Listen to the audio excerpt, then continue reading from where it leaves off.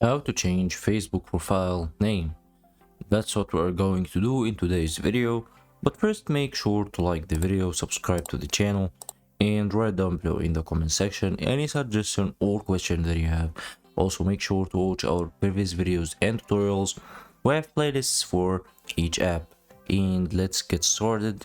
So, first thing to do is opening Facebook. After you open Facebook, go directly to the menus and settings from here, from the three dashes here, and then scroll down, go to settings and privacy, and click on settings.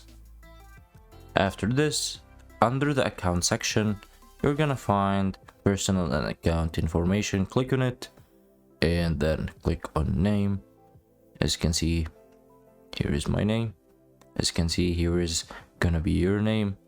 You can edit your first name from here, and you can also add a middle name if you need from here, and you can change your last name from here. You can also change or add a language specific name from here. After you did all the changes you need in your Facebook profile name, all you gotta do is click on review change and then choose how you need your name to be appearing, whether the last name before the first name or first name then last name like normally. And then you're gonna enter your Facebook password here and then click on save changes.